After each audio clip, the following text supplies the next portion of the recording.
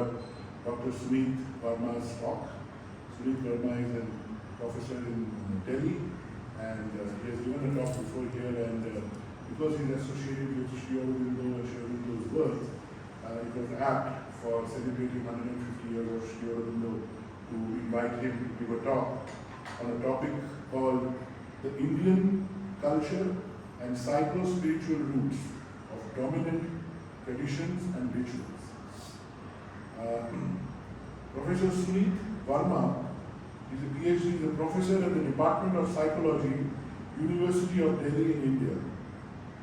His doctoral work was on the scientific paradigm in the psychology challenges and possibilities, which critiqued the logical positivist paradigm in psychology and reviewed the potency of the cultural, psychology and social, constructionist perspective and spiritual transpersonal psychology as a more holistic, meaningful and fruitful way of doing psychology. Dr. Varma's early work was in the area of philosophy, of psychology, theoretical psychology. He now works in the area of spirituality and psychology, which is Vedanta, Yoga, Sufism, Buddhism, the Christian mystical tradition, and their links with Aurobindo's integral yoga. So I discovered that there is this discipline, psychology, which tells us about the human being, personality, emotions, motivation. And so I started studying that. I got certain insights, but what I discovered was that the psychology which was being taught in universities, not just in India but around the world, and 1984 now 2022, is mostly the construct of the Euro-Western world. And those ideas and theories are put forward as being scientific, yet they have fundamental cultural underpinnings. So those concepts and theories have meaning and significance in those societies, and very little relevance in societies which are not located in the West. The worldview is entirely different. And which is not totally in the West or the East? The psychology that is taught in universities around the world developed in the West, but It's not relevant to the East, right? largely, Okay. to the extent that we are westernized, it is relevant. But that is only, for most of us, that is at the surface level. We are still guided by our own value system. That's why I said traditions and rituals. Even if we do not know the deeper meaning. So I try to go a little bit into that. So I'll share some examples. And so the last 20 years I have been looking at what Indian thought not can, but has been contributing to psychology for centuries.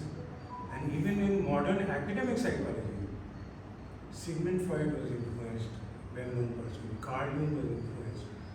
Many other names I can mention, you may not have the background. Mindfulness has become a very big thing. There is a person called John Kabat-Zinn, entirely based on Buddhist Vipassana meditation.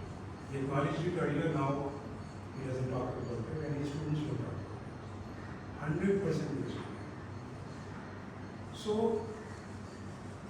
initially it helped me, but then I realized that there is this major cultural bias, and we need to develop ideas and theories based on our own culture, our own traditions. And so, the first thing that I will point out is that the majority of the people in this country are called Hindus, and Hinduism is considered a religion. But Hinduism is not a religion in the sense of the Semitic religions, Judaism, Islam, rather Judaism, Christianity and Islam. There is no holy book, the book, number one. Number two, the term itself is only 600 years old. Term given by the Muslim invaders for the people living here. So anything which is written, any scripture, any knowledge system, predating 600 years cannot be called Hindu. Vedas are not Hindu. Bhagavad Gita is not Hindu. They are, you can call them Indic knowledge systems. So that's a misnomer. Number two, many of these worldviews in Indian thought, termed as Indian philosophy, again another misnomer. Whether it is the Vedanta or the Yoga or Buddhism or Jainism, they are not philosophies. Because philosophy is an intellectual exercise. Whereas the term that is used here is darshan or darshana, which means first you have direct, first-hand experience through your own efforts, which others can replicate by following that procedure, and then you document it so that others can learn, with the caveat that words are a poor substitute for the experience. So you have to take up the practice, do your sadhana, then you will know. The term which is used to understand the Indian way of life is the dharma. Dharma does not mean religion, and the Sanatana Dharma. Dharma is time and place specific. What will create a harmonious society in a given time and place? That is Dharma. And Sanatana Dharma means that behind this apparent existence there is a transcendental reality, the Brahman. And we are all part of that and connected with that. So Dharma has to be guided by the Sanatana Dharma, the eternal truth. So there is always an interplay, because Dharma will keep getting modified. But we must not lose sight of the Sanatana Dharma. Aurobindo has explicated this. That is the meaning of Sanatana Dharma. It's the eternal way guided by the transcendent. So with that backdrop, I will share some of the ceremonies, rituals or tradition. I hesitate to use the word Hindu, and the reasons I have shared with you. There is a ceremony when a child reaches young adulthood after the completion of their formal education in the Gurukul system, the traditional system. That is called the 4 stages of life. The first stage is Brahmacharya, where you are learning. The second stage is when you become a householder. Grahasth ashram, they call the ashramas, householder. The third is called Vanprasth, where you begin to withdraw from worldly life. And the fourth is called Sannyasa, when you totally withdraw in the pursuit of moksha, the ultimate truth. So, when a person has completed their formal education, there is the Janeyu ceremony where threads are tied, three threads. And earlier it was not specific to caste. I will speak briefly about the caste system, the origins of the so-called caste system. It's called Varna. So what do the 3 strings signify? There are many other traditions which are related to the seasons and things like that. I am not going into that. I am going into the psycho-spiritual aspects of many of the traditions. The gratitude that you owe to 3 major forces in your life, those 3 strings signify that. The first, the gratitude that you owe to your parents who brought you into this world and then raised you. It's called a Rina in Sanskrit. The second, your guru, your teacher. Third, all gurus of the world. Not India, of the world. That is what it signifies. Today people are practicing it. So it's 3 in 1. No, there are three intertwined. Or Okay, that's what initially they're separate, but they get intertwined. Okay. They put one by one. And earlier, everybody, irrespective of Varna or caste, was doing it. Then it became a Brahmanical practice. But Arya Samaj movement, again, anybody can go to Arya Samaj priest and get it done. It has a symbolic meaning. The Vedic marriage. So, very closely aligned with Aurobindo's explanation of the meaning of life, creation, evolution. The Vedic marriage, the mantras which are read, the Sanskrit shlokas, give the story of creation. And so they say that to begin with, there was the one, that one absolute, the Brahman, pure consciousness.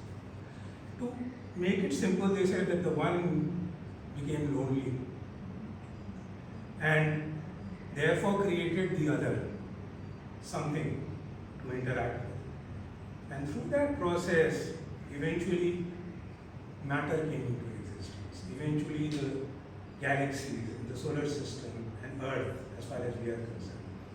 Evolution takes place. And then human beings come into the picture. But evolution has to go further. For that, progeny or children are necessary. So what is the best possible arrangement which can be created for the evolution or development of the progeny? And so far, we have experimented with many things, but the monogamous kind of marriage seems to work the best. Still complicated, problematic, yet we have not found a better alternative. So the purpose of marriage was not individual happiness. Man and woman were getting married not for their own personal happiness. That can be a side effect. If you work out a way to be harmonious, and if you want to create a positive, harmonious relationship, then you will make an effort and you will also get fulfilled. So, that's one thing. It was not for individual fulfillment. It was to create an ideal environment for the child to be brought up, and so that evolution can go further. The second thing was that as far as the man and woman were concerned, they were to assist each other in their own evolution. So they have a concept where they take this circle of fire 7 times. People talk about vows that they take. That was a later development in Manusmriti, a Shastra which came much later. In the Vedic marriage, it was that man and woman promised to each other that they will assist each other in their evolution through the 7 worlds. The 7 worlds are the bodily existence, physical as Aurobindo calls, the vital energy system, breath, the mental level, then the higher knowledge of the soul, the vijnana, you can say, and then the last 3, the realization of the Sat, Chit and Ananda. These are the 7 planes. So the 7 rounds were a promise to each other that we will assist each other in that evolution. Later, it took on different meanings. That always happens.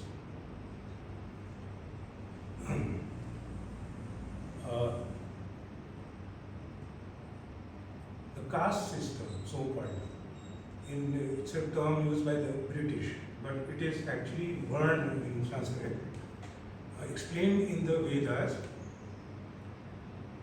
It was not by birth. It was basically a system of aptitude. That people have different aptitudes, and the vocation that they choose must be guided by that aptitude. So, where did this concept come from? The concept comes from what is called the oldest system of Indian philosophy, Sankhya, even before the Vedas. Sankhya philosophy. In the Sankhya philosophy, they talk about pure consciousness and then another parallel level of energy which creates matter. So pure consciousness is Purusha and there is Prakriti. So Prakriti or nature, that manifested in and as matter, and that had three qualities. So one where there is purity, lightness,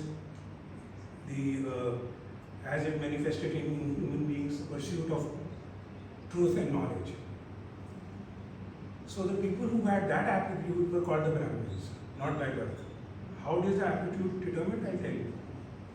Second, those who are suited for administration, ruling, governing, in them the guna was rajasic, activity, energy, but no clear direction. They need the guidance of the Brahmins, people who have that knowledge. Combination of the rajas and the lower level called tamas, which is inertia. You don't do anything unless there is pressure. Combination of them created Vaishya, the traders, the business people, who will be active, but they do well and they will relax. And then those who don't have any motivation are the Shudras, unless there is impression. Not determined by birth. How do they determine it? It was determined by astrological charts. And I have not studied it, but Aurobindo wrote somewhere that there is a sound basis for astrology. And I only say one line in support of that. From the consciousness perspective, the universe doesn't exist out there. It exists in our consciousness. Therefore, whatever we see, including the stars and the galaxies, are in our consciousness. Therefore, it has a bearing. So at the time of the work, the astrological charts were consulted, and then it's like an aptitude test in psychology. This person is suited for pursuit of knowledge or some other profession. And that, over time, got distorted. Because hierarchy came. To begin with, hierarchy was not there. They all had a place, they all were equals. We were just different. So over several thousand years, that distorted. So once it gets linked to power and resources, anywhere in the world, that happens. Then with the British coming in, because they had a concept of hierarchy, they interpreted the caste system in terms of hierarchy. That further exasperated the problem. Aurobindo has written in Foundations of Indian Culture about this and how this change is happening. So, but there were two things which are important when you look at this caste system. One is that a yogi or a sadhu, there is a line, Jati na pucho sadhu ki, don't ask the caste or varna of a sadhu. Because he has left the worldly things, he has transcended the gunas, these three qualities. So he has no varna. He is in pursuit of Brahman, moksha. Also in the ashramas, when you were in the brahmacharya, and when you were a student, and then householder, it matters, your vocation. Once you start moving away, then you are becoming free from that. Because you are pursuing the knowledge of Brahman and eventually moksha. So it doesn't apply to you after that. That was the tradition. Anybody from any varna group, Brahman, Kshatriya, Vaishya, Sudra, they were the four. It didn't matter after that. That's how it was in its beginning. So there is a tradition in North India which is called Navratri, which means 9 nights, which is a reminder of this journey from low level of consciousness to higher level of consciousness. So basically it is based on the Sankhya, Varna is based on Sankhya. So the first 3 nights there is a prayer to the goddess Kali who helps us move from the tamas, lowest consciousness, to the rajas. Next 3 nights it is Lakshmi Puja to help us move from rajas to sattva, the clarity, truth. And last 3 nights or days, nights actually, the prayer is in the night, is Saraswati Puja, the goddess of knowledge or wisdom. Is to help us move from sattva to realization, self-realization. And earlier it was happening 4 times in a year, now 2 times, but most people have lost sight of that. They were guiding us in life. What is the purpose of life? Last example. There is a festival, again mostly in North India, called Holi in the spring season, where people throw colors on each other. There's one night before that, there's another ceremony, which is about the conquest of light over darkness. Holika, this evil person who was burnt on a fire. Next day, people throw colors on each other. It seems like a crazy thing if you come from outside India on a holy day, you are just going to freak out. What is happening? Number of stories are there, but to the best of my understanding, these things are not documented here, but to the best of my understanding, this practice developed in the place where the Krishna, or God Krishna, is supposed to have taken birth, called Vrindavan, close to Delhi. Krishna was a person in whose presence people felt great love and oneness, joy, much like the disciples of Jesus felt, which I have read about, the original disciples of Jesus. Equality, joy, no egoism. All became one in their presence. So the original Holi is where Krishna is playing Holi with human beings. And they are called gopis. Gopis means literally women, but symbolically it means human beings.